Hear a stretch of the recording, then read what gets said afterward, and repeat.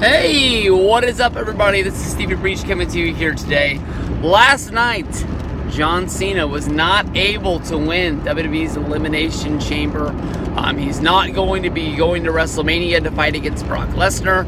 I think that honestly, he was an outside pick to win. I think that if I was rating the people that were in the chamber, I would have put Roman, I would have put Rollins, I even would have put Braun Strowman above John Cena to win that match. I don't think that he was a heavy favorite. I think that he was just a name in order to be put into the match to give some speculation on, man, there's a lot of star power in there. Because I think that even, Finn Balor was the guy that people gave an outside chance of being able to win that match. John, once the pay-per-view was over, he went on to Raw Talk with Rosenberg.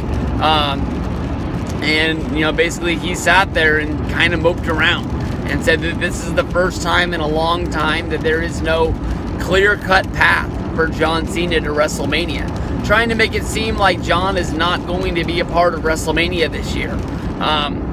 For a long time, I'm not even talking about this year. I'm talking about, for years, fans have been hoping for a John Cena versus Undertaker match.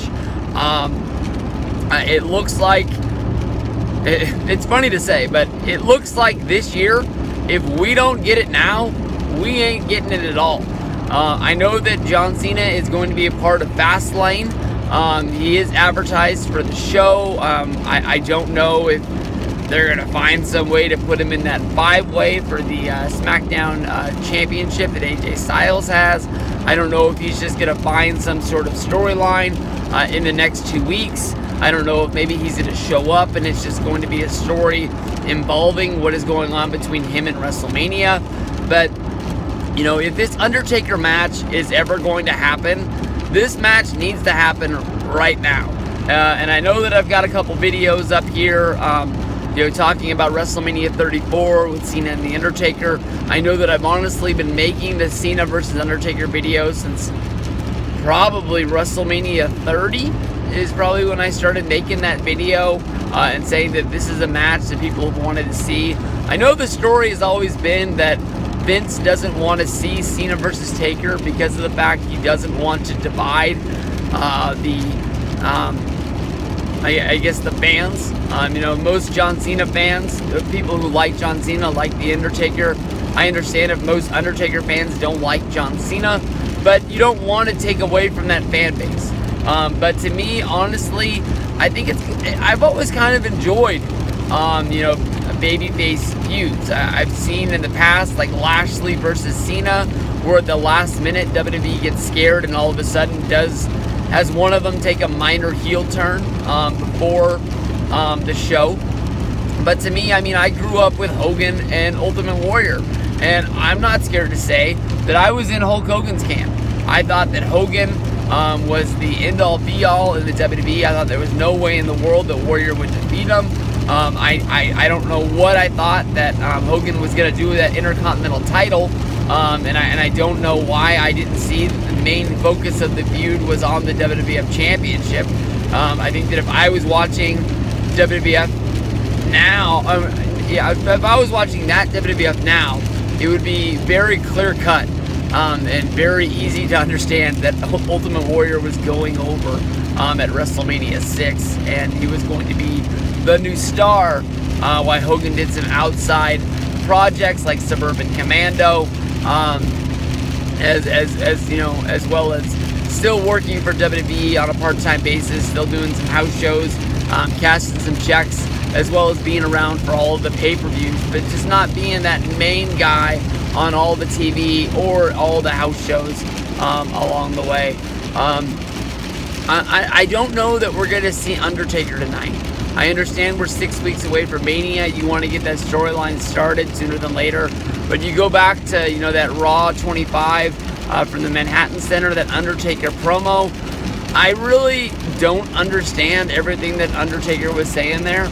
I understand some people think that it is a retirement speech. I understand that some people think it was him calling somebody out. Some people think that it's a warning to the roster to basically step out of line and you're in trouble. It's really, really fucking raining and coming down right now. It's, wow, there's a lot of shit going on out there.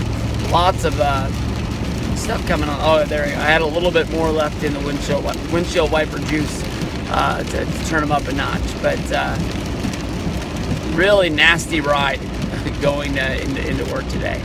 Not looking fun at all. But you know, tonight on Raw, I mean, that's the story. Is what is John Cena gonna do? Is John Cena gonna have a match at WrestleMania?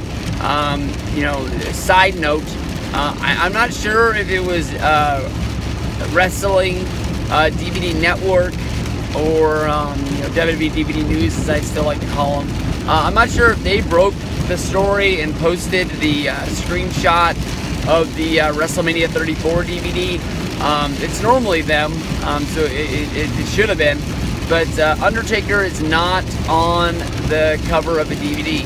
But in my opinion, the first thing that I noticed is that Jinder Mahal is a little bit too featured on that, and I would not be 100% surprised if, you know, once that poster or once that official DVD is released, that Jinder Mahal is you know, cut and pasted out of that picture and just sort of replaced with the Undertaker.